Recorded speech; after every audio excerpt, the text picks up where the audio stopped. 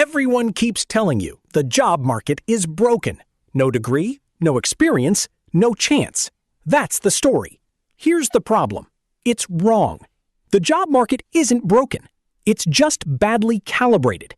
There are entire industries begging for workers right now, today, and almost nobody's telling you where to look because those industries aren't glamorous enough to trend. By the end of this video, you're going to know exactly where the real shortages are, what they actually pay, sourced, not guessed, and the one pattern connecting every single one of them. If you catch that pattern, you'll never look at a "no jobs out there" headline the same way again. Let's start with the shortcut nobody's using. Stop chasing what's popular. Start chasing what's short-staffed. The moment an industry runs out of workers, the leverage flips. The employer stops holding the power. You do. Job 1. Sensory panelist, or odor tester. First one's the strangest, and I'm starting here on purpose, because if this is real, it should make you question what else you've written off. Companies pay people to smell things for a living. Deodorant, food, cosmetics. Their nose is the quality control department. It's an actual job title, sensory panelist, sometimes called an odor tester. Here's the number that matters. Entry-level panelists average around $16 to $17 an hour to start. That's the going rate on ZipRecruiter right now.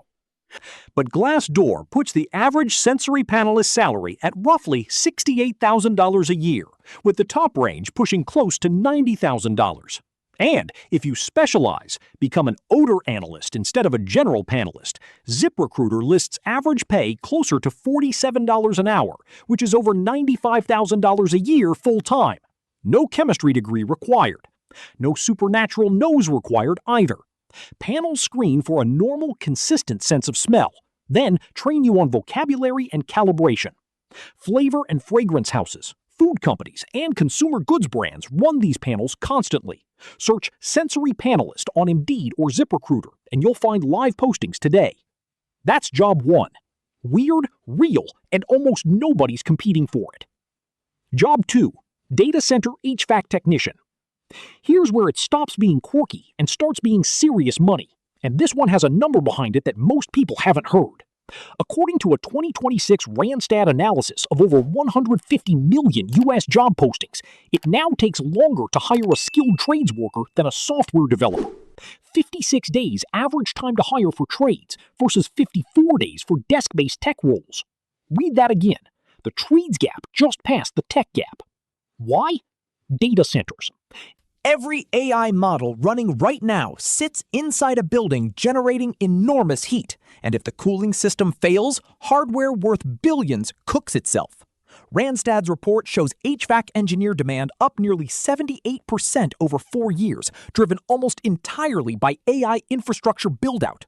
On pay, Glassdoor puts the average HVAC technician salary at roughly $72,000 a year, with a typical range of $60,000 to $88,000.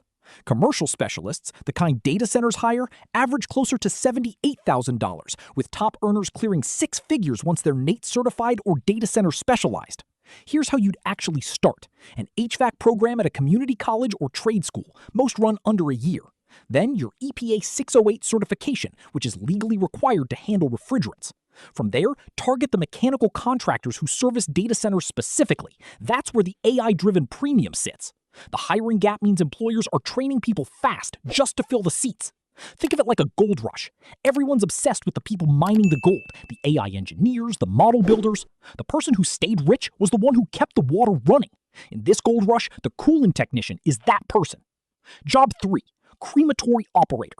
Now here's one that sounds bleak, but is, mathematically, one of the most stable jobs on this list, and it doesn't require a mortuary science degree, just a short certification course. Every other industry rises and falls with the economy. This one doesn't. And it's not just stable, it's short-staffed. The death care industry is aging out. Funeral directors and operators are retiring faster than new people are entering, which is exactly the kind of gap that creates fast hiring. Glassdoor's national average for a crematory operator lands around $46,000 a year, with a typical range of $38,000 to $56,000. Most states require a short crematory operator certification, not 4 years of school. A course you can complete in days, and many employers train you directly on the equipment because they're that desperate for staff. Search crematory operator or funeral home openings on Indeed, or check the Cremation Association's own job board. Yes, that's a real thing. Walk in with certification and a steady temperament, and you're near the front of a very short line. Job 4. Virtual patient sitter, telesitter. This next one sounds like it shouldn't work. Hospitals letting a screen watch at-risk patients instead of a nurse standing in the room. But it's a real, fast-growing role, and one person can safely monitor up to 16 patients at once from a single station. They're called telesitters or virtual patient sitters. ZipRecruiter's current national average sits around $18 to $26 an hour depending on the employer, and hospital systems are hiring for it directly. No medical degree required, often just basic patient care or CNA-adjacent experience, with the employer training you on their specific monitoring software.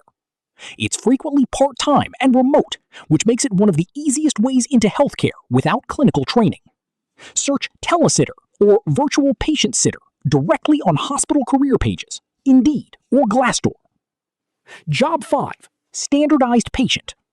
Last one. Medical schools pay people to pretend to be sick, on camera or in person, so student doctors can practice diagnosing them before they ever touch a real patient. You get a script, symptoms, backstory, and your job is to perform it convincingly enough that a future doctor learns something real. This is an official, standard part of medical education, run through university health science programs and organizations that coach standardized patients on their case scripts. Older adults are specifically in demand because med students need practice with age-realistic patients. So if you're past your 20s, this one's actually built for you. The honest pay note here, headline averages you'll see online, sometimes near $85,000, are skewed by full-time program coordinators, not the gig work itself. The actual hourly rate for standardized patient sessions runs closer to $19 to $25 an hour. No acting resume required. Search standardized patient plus your nearest medical school, or check remote listings directly. So here's what actually connects all 5 of these. It's not that they're easy. It's not that they're glamorous. Most of them clearly aren't. It's that almost nobody is applying, because almost nobody thought to look. Every job on this list has 3 things in common: no degree requirement, a documented shortage, and real employers hiring right now, this week, sourced directly from Glassdoor, ZipRecruiter, and industry reports. Not guessed, not made up. The market isn't broken, it's just paying attention to the wrong things.